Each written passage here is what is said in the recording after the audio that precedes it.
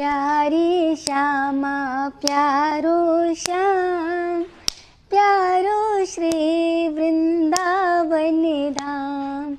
जय जय श्री कृष्ण भक्तों, राधे राधे। श्री हरदास भक्तों, हमारे वृंदावन में अनेकों लीलाएं हमारे प्रभु करते रहते हैं, लेकिन उनमें से एक अनोखी लीला है जो बिल्कुल सत्य घटना है कि हमारे प्रभु लीलाधारी हैं और किस तरीके से भक्त के वश में आकर भक्त जो भी करता रहता है, लेकिन प्रभु उसको बिल्कुल भी मना नहीं करते, क्योंकि भक्त के वश में है भगवान। तो सत्य घटना है जो कि आप सब लोग को सुनाने जा रहे हैं कि बात एक समय की है कि एक बार हमारे गोसाई जी को कहीं भी जाना पड़ा वृंदावन से बाहर किसी काम के लिए।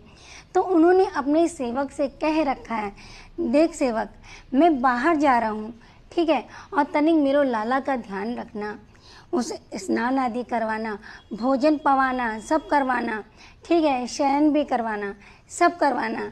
अब वो जो भक्त था, जो सेवक था गोसाई जी का, तो वो बड़ा प्रसन्न हुआ कि गोसाई जी ने हमें सेवा दी है प्रभु की, हमें इतना बड़ा सौभाग्य मिला है। तो वो बड़ा ही प्रसन्न हो गया। अब जो हमारे गोसाई जी थे वो चले गए वृंदावन से बाहर, जो उनको कार्य करना था, जो उनको काम था, उसी काम के लिए वो निकल गए बाहर। अब इधर सेवक की लीला देखिए, सेवक क्या कर रहा है अपने प्रभु के साथ में। उसने जब देखा कि मतलब मुझे सेवा जो सौंप के दे गए हैं, तो उसने जो प्रभु को बड़े प्यार से निहारा, तो प्रभु की कहीं आँखों के पास काला लगा, कहीं लड्डू के पास काला लगा, तो कहीं गर्दन के पास काला लगा उसे। तो उसने सोचा कि गोसाई जी मुझे जो सेवा दे के गए हैं और प्रभु कितने काले लग रहे हैं, गोसाई जी अच्छे से सफाई नहीं करवाए। तो उसने सोचा कि लाओ मैं इन्हें बहुत अच्छे तरीके से साफ़ कर दूं, जिससे गोसाई जी भी प्रसन्न हो जाएंगे और कहेंगे मुझे शाबाशी भी देंगे। अब उसने क्या किया कि उसने तसला उठाया, तसले में खूब सारा सर्फ डाला और सर्फ डालने के बाद उसी लाला को उसी सर्फ में डाल दिया और जो खूब रगड़ के उन्हें साफ़ करने में जुट गया। यहाँ तक कि सर्फ का पानी ऊपर से जो कपड़े साफ़ करने वाला जो ब्रश होता है जिससे हम लोग कपड़े साफ़ करते हैं, उससे भी खूब रगड़ के साफ़ करने लगा कि मतलब ये एकदम चमक जाए। जब देखा कि सर्फ से भी नहीं चमक रहे हैं और ब्रश से भी नहीं चमक रहे हैं, तो उसने क्या किया, जो बर्तन मांजने वाला जो जूना होता है, स्क्रॉच ब्राइट होता है, उसने क्या किया, वो ले लिया।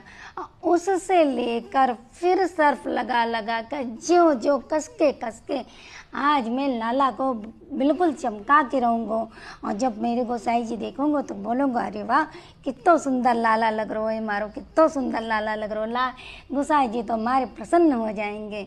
इतनी मारे खुशी में रगड़ के उसने ये नहीं सोचा कि जिस प्रभु को हम रगड़ रहे हैं, जिस प्रभु को जिस तरीके से हम साफ कर रहे हैं, वो अनुचित है, उचित नहीं है, उनको कष्ट होगा। वो ये भाव नहीं देख रहा, वो तो बस यही भाव में लगा है कि हमें इन्हें साफ करना है और बहुत ये सुंदर दिखने लगे। जब उसने खूब अपने मतलब अंतर आत्मा की संतुष्ट के हिसाब से उसने चमका दिया, जिस तरीके से मतलब चमका दिया, खूब चमक गए प्रभु, चमक भी गए। प्रभु ने भी, कहते हैं ना कि भगत के वश में, भक्त के वश में भगवान, प्रभु भी चमकते रहे। प्रभु भी कुछ भी उसके मन में ये भाव नहीं लाए कि मेरे दर्द हो रहा है या ये गलत तरीका है, इस तरीके से नहीं साफ करना चाहिए, मुझे हल्दी से रगड़ के नहलाओ, मुझे दही से रगड़ के नहलाओ, मतलब ये सब भाव उसके मन में नहीं लाए। जो जैसा कर रहा है सेवक, उसको उसी तरीके से करने दे रहे थे। जब सेवक के मन की इच्छा मुताबिक प्रभु साफ हो गए, श्रृंगार आदि उन्होंने करवाया, फिर सेवक ने भोजन प्रसादी सब मतलब पवाया प्रभु को। फिर दूसरे दिन जब गोसाई जी आए, फिर गोसाई जी को स्वप्न में क्या लगा कि उसी रात गोसाई जी को स्वप्न में आए और प्रभु रोते हुए दिखाई दिए। अब गोसाई जी देखे कि प्रभु आप क्यों रो रहे हैं, स्वप्न की बात है। तो प्रभु ने कहा, कुछ बोला नहीं, सिर्फ आंसू की धारा बहती जा रही थी। और जहाँ जहाँ पर उस सेवक ने रगड़ा था, ठीक है, जहाँ जहाँ पर रगड़ा था स्कॉच ब्राइट से, वहाँ पे माथे पे, गाल पे, जहाँ जहाँ मतलब ज़्यादा काला काला रखा था, खूब रगड़ के करा था, वहीं पे छिले हुए थे। अब गोसाई जी बोलने लगे कि मैं एक दिन के लिए आ गया था, ऐसा क्या हो गया स्वप्न में जो प्रभु मुझे इस तरीके से दर्शन दे रहे हैं और प्रभु की घाव है चेहरे पे, जगह जगह पे, शरीर पे, ये ऐसा क्या हुआ। मन में बड़ा विचार करने लगे। लेकिन ये दूसरे दिन फटाफट अपना वृंदावन आ गए।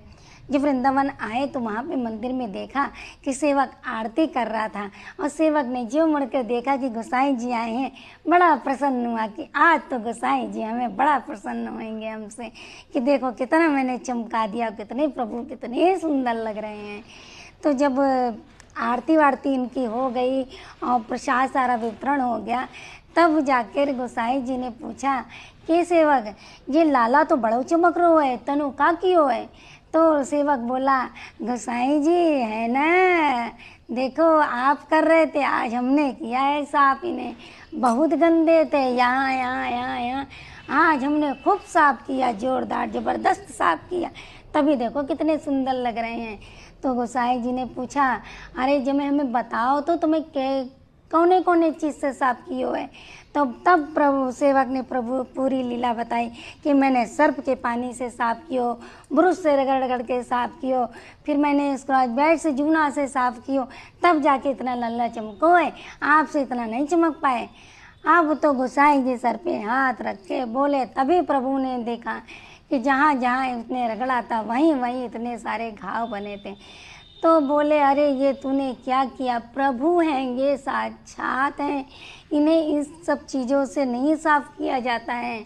तो बोले, तो सेवक बोला, प्रभु हमें तो लगा गंदे थे, हमने साफ कर दिया, अब गलती हो गई हमसे, हमने तो सोचा आप बड़े प्रसन्न हो जाओगे। तो बोले, देखिए जैसे हम और तुम हैं, ठीक है, ठीक वैसे ही ये हमारे लाला हैं, इन्हें तनिक भी कष्ट नहीं होना चाहिए। जैसे हमारे एक खरोच में दर्द होने लगता है, ठीक है, ठीक उसी तरीके से हमें प्रभु को समझना चाहिए, ये हमारे साक्षात इष्ट हैं, हमारे आराध्य हैं, कोई मूर्ति नहीं है ये।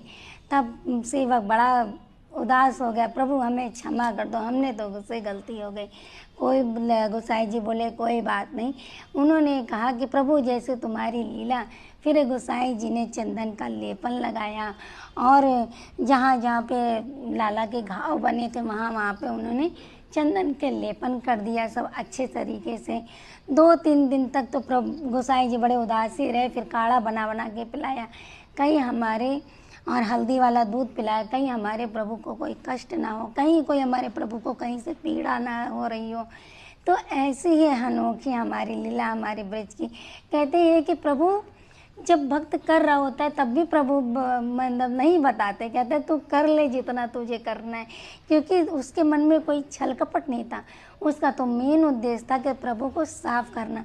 देखिए प्रभु यहाँ पे बहुत बड़ा संदेश देते हैं कि हमसे अगर जान के गलती होती है, अनजाने में गलती होती है, तो प्रभु क्षमा कर देती। उसका तो ये मकसद नहीं था ना कि हम प्रभु को घाव दें या चोट दें या पीड़ा पहुँचाएं, ऐसा कोई मकसद नहीं था। उसका तो मकसद ये था कि हम प्रभु को साफ कर दें, ठीक है। और जब जान के यही आज हम संदेश सब लोग को देना चाहते हैं, जो लोग भक्त लोग अपने लाला को सफाई करते हैं, तो ये नहीं कि आप इस तरीके से बेरहमी के तरीके से आप मूर्ति समझ के साफ करते हैं। कुछ लोग तो मूर्ति नहीं समझना चाहिए। जैसे आप अपने छोटे बच्चों की सफाई करते हैं, बड़े नाजुक नाजुक हाथों से करते हैं, हाथों में नेल्स ज़्यादा बड़े नहीं होने चाहिए, हाथों में रिंग नहीं ज़्यादा पहन के करना चाहिए उनकी सेवा, क्योंकि प्रभु को इससे कहीं कष्ट ना हो जाए। आप भी सोचते हैं जब अपने लाला जी से बच्चों की सेवा करते हैं कहीं कोई कष्ट ना हो जाए, कहीं कोई खरोच ना लग जाए।